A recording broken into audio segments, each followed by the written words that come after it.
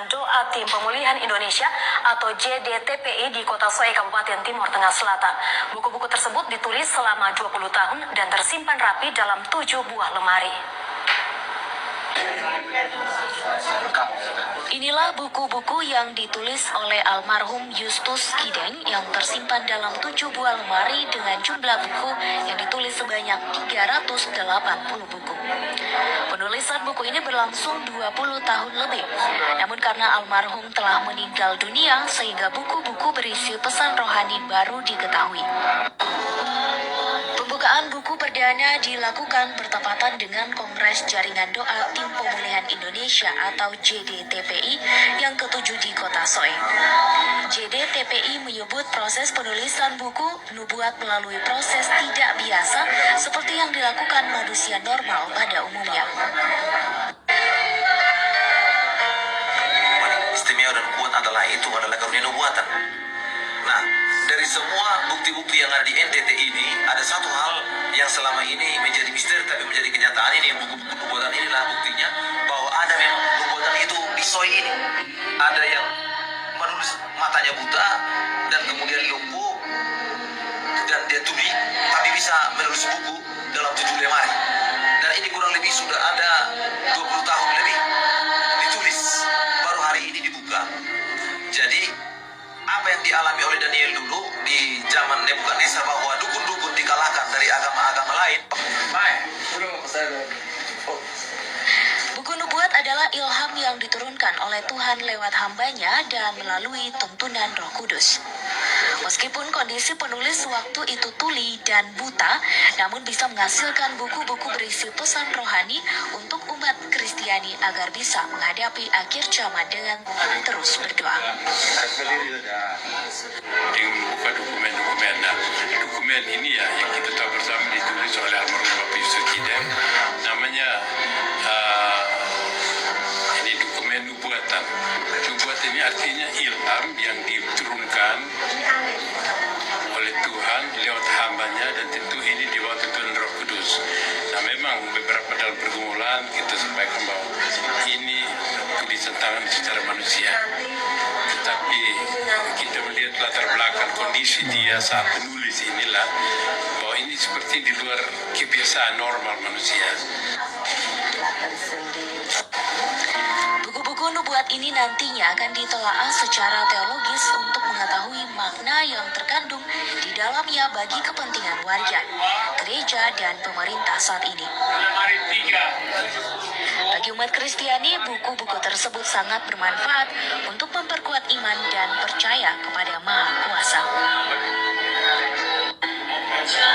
Hari Sabtu, tanggal 10 Februari 2024, Sarakam. Martin Sekoko dan kameramen Yepta Ibtu Jayanto dari Jalan Apel nomor 16, Kota Soe, NTT. Saya saat ini sedang berada di tempat almarhum Justus Kideng yang mencatatkan buku 7 lemari. Ini ada beberapa duplikat-duplikatnya dan dia tulis buku ini dalam keadaan buta dan tuli. Suatu saat ketika Yesus membawa dia ke surga, lalu kemudian Yesus menunjukkan kepada dia buku tentang akhir zaman yang ditulis oleh Daniel dan yang dikatakan sembunyikanlah sampai nanti suatu saat ada orang yang menelitinya. Lalu Yesus Kideng berkata kepada Tuhan Yesus, mengapa saya diizinkan menulis tentang buku akhir zaman? Saya bukan pendeta, saya bukan penginjil, saya bukan majelis, saya hanya seorang insinyur muda dan saya tidak banyak tahu firman Tuhan. Lalu Tuhan Yesus berkata, kamu tuliskanlah buku bagiku tentang akhir zaman, mempersiapkan kedatanganku pada kali kedua. Bukankah engkau sudah lolos dengan masa pencobaan selama 7 kali? Dan bukankah engkau tertulis dalam kitab Yesaya 42 ayat 19, yang tuli dan buta utusanku.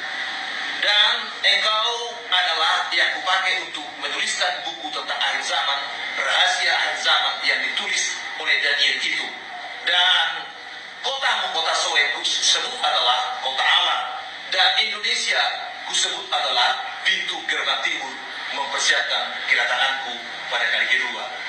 Para pendengar dimanapun Anda berada dan pemirsa dimanapun Anda berada mengikuti program ini supaya Anda tahu di kota Soe, Indonesia ada seseorang yang dipakai Tuhan dengan cara yang ajaib.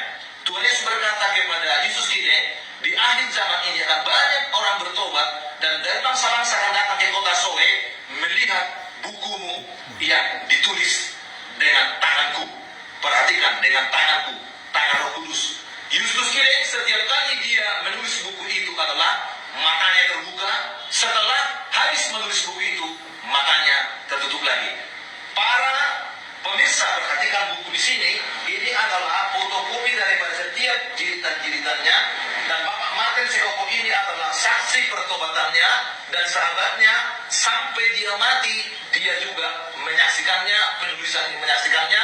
Bapak ini juga adalah ketua persekutuan doa yang ada di tempat ini. Dan ini adalah saksi sejarah. Ini namanya persekutuan doa Pondok Sukacita.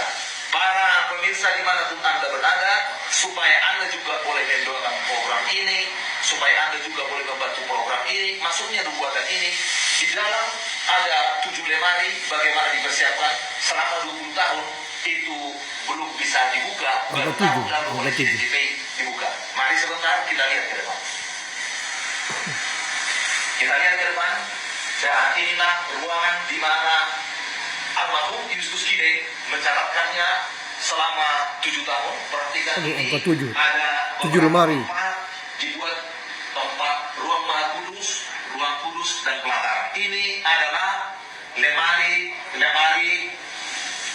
di mana buku itu tersimpan dengan rapi. Coba perhatikan para pemirsa, bukunya dengan rapi dibuat. Bagaimana orang buta bisa mempersiapkan ini kalau bukan roh Tuhan. Perhatikan buku-bukunya di dalam ini, perhatikan semuanya. Beginilah setiap 7 lemari. Mohon kameramen diperhatikan juga, disorot dulu setiap lemari yang ke-7 ini. Yang di samping di belakang juga boleh diambil sebentar. Ya, di samping itu juga ini 7 lemari ada semuanya satu-satu. Ya, pelan-pelan semuanya. Dan ini pekerjaan Tuhan yang sudah tersimpan 20 tahun, baru tahun lalu dibuka lewat JDTP Jaringan Doa Tim Pembelum Indonesia. Kembali kepada saya, perhatikan disinilah beliau almarhum menulisnya selama 7 tahun. Dan disinilah yang Tuhan Yesus menulis selama 7 tahun dan berdiri di tempat ini. Makanya ada materai di sini. Di tempat ini juga lah Tuhan Yesus membawa dia secara roh ke dalam kerajaan surga. Jadi hari ini saya bersama dengan Pak Martin Sekoko di sini dan kameramen Yeta Hiti Wijayanto bagi umat Tuhan, para pendeta, para penginjil, para majelis dan siapapun yang mengikuti program televisi Yeta Blessed Center ini, datanglah ke tempat ini menguji, menelitinya apakah kebenaran, kebohongan, apakah bersumber daripada Tuhan. Anda sendiri yang menentukannya. Tuhan Yesus memberkati. Sampai jumpa di waktu yang akan datang. amin.